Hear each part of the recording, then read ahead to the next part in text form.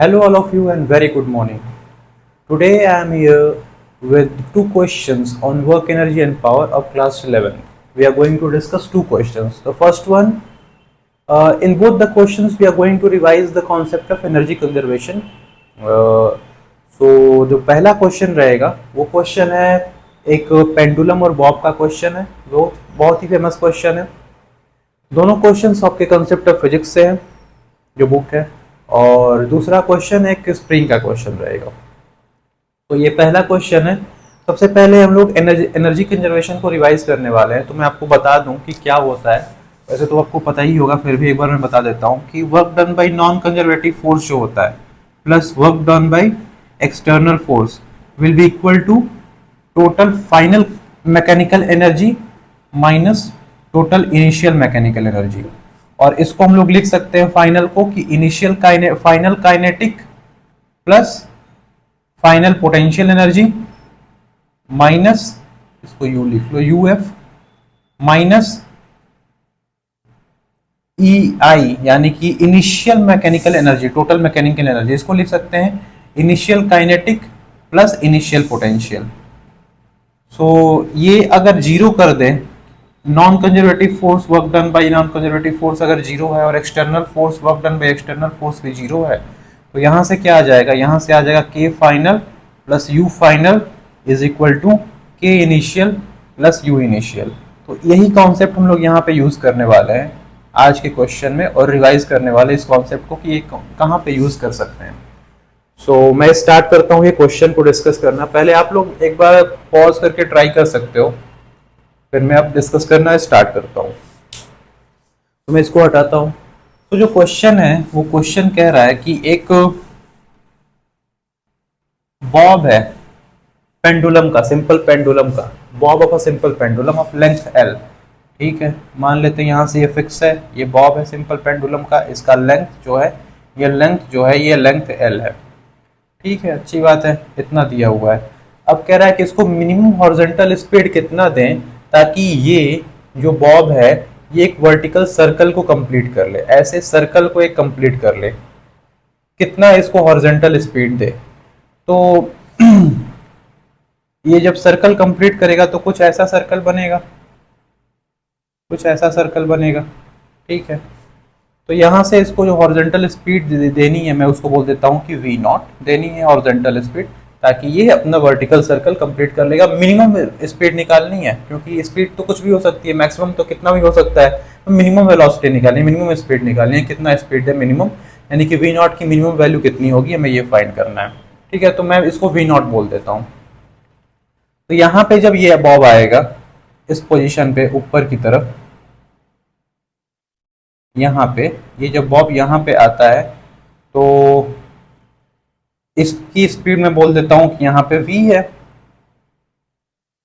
तो अगर इन दोनों पोजीशन पे मैं एनर्जी कंजर्वेशन लगाऊं, अगर एनर्जी कंजर्वेशन लगाऊं तो यहाँ पे मैं बोल देता हूं इनिशियली कि इस पोजीशन पे इसकी जो पोटेंशियल एनर्जी है वो जीरो है।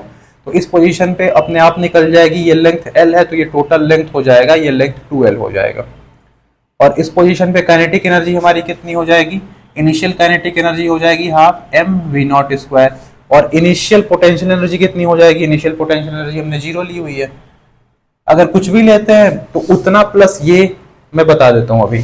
तो मैं अगर फाइनल काइनेटिक एनर्जी लिखूं तो ये हो जाएगी हाफ एम वी स्क्वायर, और final potential energy will be m g into 2l, यानी कि 2mgl। तो मैं ये कह रहा था कि अगर मैं यहाँ पे इनिशियल पोटेंशियल एनर्जी को मैं कुछ भी लूं, फॉर एग्जांपल मैं x ले लेता हूं इनिशियल पोटेंशियल एनर्जी, तो फाइनल पोटेंशियल एनर्जी हमारी कितनी होगी 2mgl प्लस x। तो x से x तो कटना ही है, यानी कि मैं इसको जीरो ले सकता हूं। यहाँ पे कुछ भी हम लोग पोटेंशियल एनर्जी को एज्यूम कर सकते हैं, तो हमारी जो यहाँ पे पोटेंशियल एनर्जी आएगी वो दिस प्लस इतना 2mgl हो जाएगी। तो ये वाला जो वैल्यू होगा इनिशियल वैल्यू, वो तो दोनों तरफ से कट ही जाना है। ठीक है, तो यहाँ से अगर हम सॉल्व करें इसको तो हमारा आ जाएगा m m m तीनों में है तो m will be cancelled out, so we get v not square is equal to v square plus 4gl।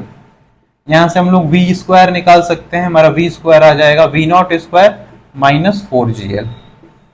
ये यहाँ से एक इक्वेशन मिल गया। अब यहाँ पे जो फोर्स लग रहा होगा टॉप मोस्ट पॉइंट पे, वो फोर्स लग रहा होगा एक mg, क्योंकि बॉब का मास अगर मैं m एज्यूम कर लूं तो mg एक फोर्स लग रहा होगा। मैंने बताया नहीं कि मैंने बॉब का मास m, यहाँ पे जो मैंने लिखा हुआ है बॉब का मास मैंने m एज्यूम कर लिया, तो mg फोर्स लग रहा होगा और एक टेंशन लग रहा होगा t स्ट्रिंग में। तो टोटल जो फोर्स लग रहा होगा वो mg प्लस t लग रहा होगा सेंटर की तरफ। और जो ये वर्टिकल सर्कल पे, ये एक सर्कुलर पाथ पे मूव कर रहा है बॉब, तो एक सेंटर की तरफ एक्सेलरेशन होगा जिसको हम लोग बोलते हैं सेंट्रीपेटल एक्सेलरेशन, और वो हो जाएगा v स्क्वायर अपॉन l। सो सेंट्रीपेटल फोर्स भी होगा एक, और सेंट्रीपेटल फोर्स कितना होगा सेंटर की तरफ, वो हो जाएगा m into v square upon l, और ये जो फोर्स है इसके इक्वल होगा, क्योंकि टोटल जो नेट फोर्स जो लग रहा है इस डायरेक्शन में वो mg प्लस टी लग रहा है। तो इसको अगर हम लोग सॉल्व करें तो यहां से आ जाएगा mg plus T is equal to m, v square की वैल्यू यहां से पता है हमें, v not square minus 4gl upon l।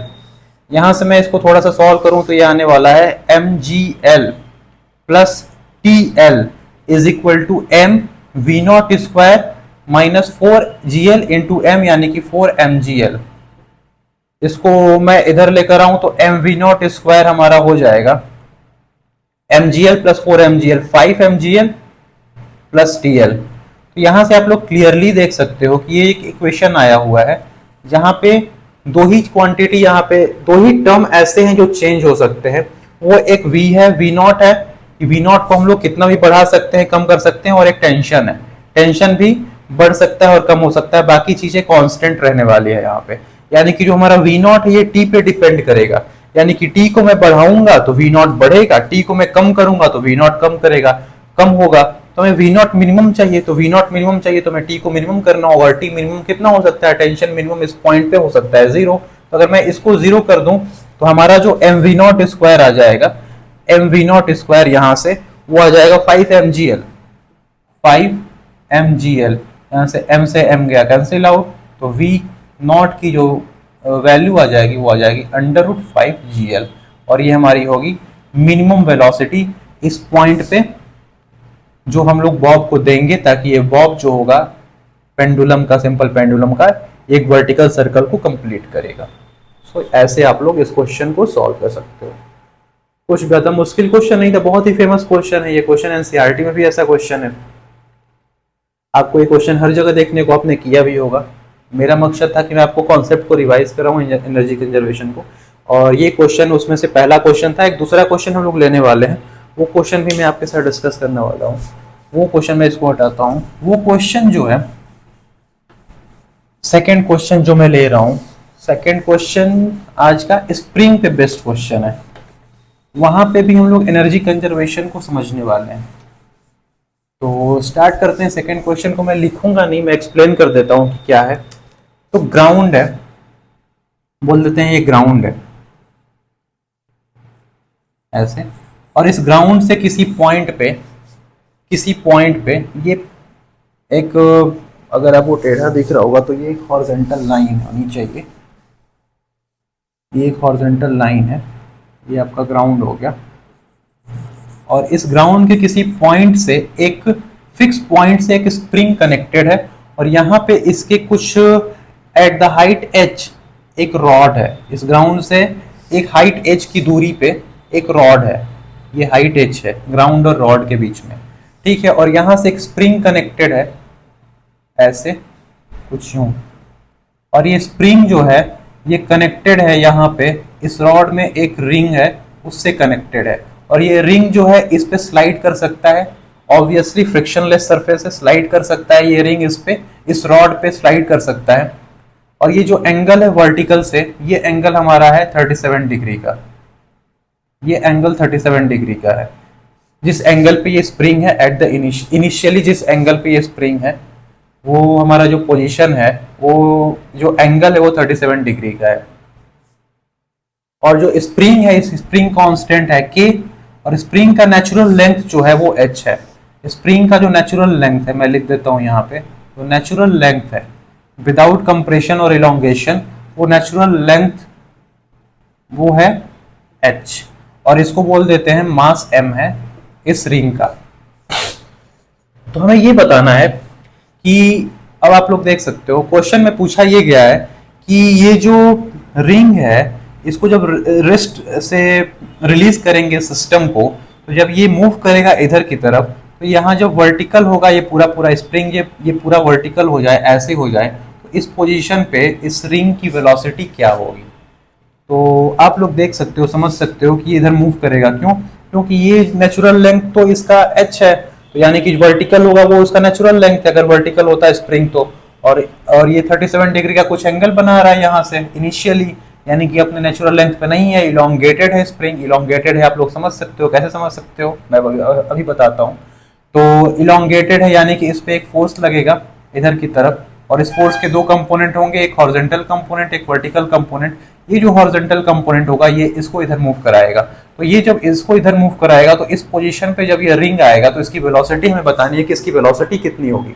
तो सॉल्व करना स्टार्ट करते हैं, मैं बताता हूँ कि कैसे करेंगे इसको।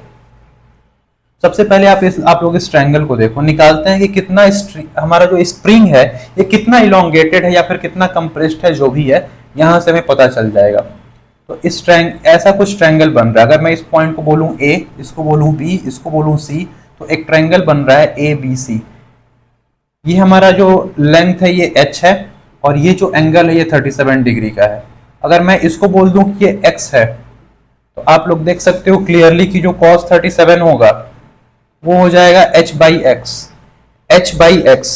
ये बेस हो गया और ये हाइपोटेन्यूज हो गया, तो h/x। cos 37 होता कितना है, वो होता है 4/5, और ये हो गया h/x। तो clearly we can find x is equal to 5h/4। ये क्लियर है कि x जो है हमारा वो h से बड़ा है, 5h/4 ग्रेटर देन h है, यानी कि जो हमारा स्प्रिंग है ये इलोंगेटेड है।